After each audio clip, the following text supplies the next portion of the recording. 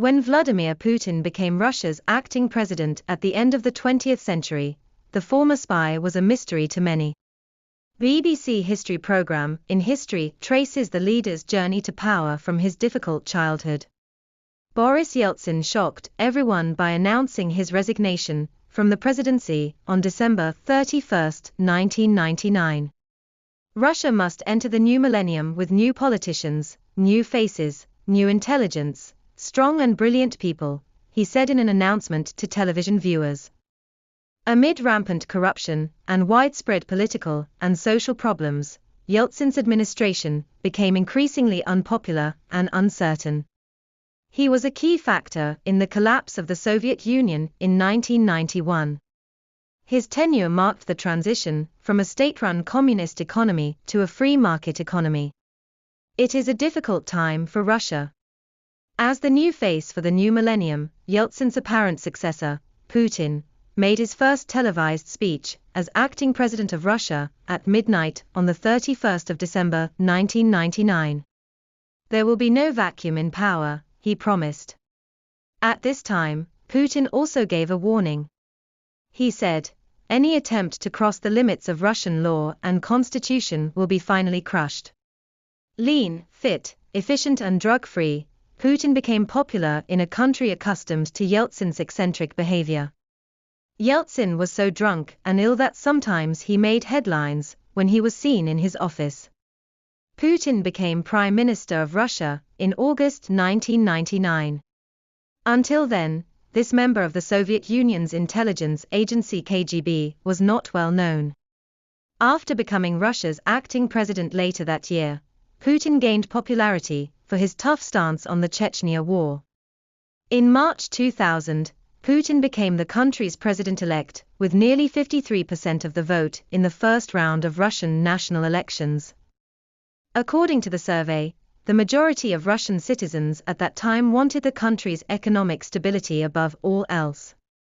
Putin's basic message to voters was that he would make Russia strong again. The new leader of the world's largest country rose to the top without leaving a target. It was clear that Putin, then 47, was a man who liked to see himself as a tough guy and talk like one. As this Russian leader with a black belt in judo used to say, lawbreakers are rats, they should be crushed. But what kind of man was Putin? Putin grew up in St. Petersburg, Russia. The city was then known as Leningrad. Tsar Peter the Great founded this city. The city was thoroughly westernized. But the city is also a reflection of Russia's imperial past. Anatoly Raklin, Putin's one-time judo coach, was interviewed by the BBC in 2001. He said Putin was a star student. He had potential to make the Olympic team. Anatoly added that Putin was determined to win, by outmaneuvering his opponents if not by force. It was quite a difficult task for the opponent to defeat him. Because he used to change his tactics again and fool them. Putin was born in 1952, 7 years after World War II. His older brother was killed in the besieged Leningrad before he was born. At that time his parents somehow survived.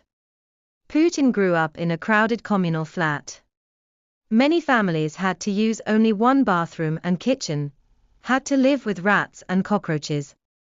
Putin recalled in his autobiography how as a boy he had to fight rats on the stairs. Putin wrote, once I saw a big rat and chased it into a corner. Suddenly the mouse jumped on me. Then it jumped down the stairs. According to Professor Nina Khrushcheva, granddaughter of former Soviet leader Nikita Khrushchev, the tone of Putin's famous cornered rat anecdote is more or less aggressive depending on his audience. In 2023, Nina talked about Putin on a BBC podcast, about his humble upbringing, how far he has come, and the enemies he has had to face throughout his life. To explain what happened, he always told this story, how he endured a small animal, later rose to a higher level by facing all kinds of enemies, both domestic and foreign. Survival of the fittest. Putin's childhood friend is psychologist Maria Ossarina. He told the BBC in 2003 that it was survival of the fittest in the tough environment they, Putin, and his family, grew up in.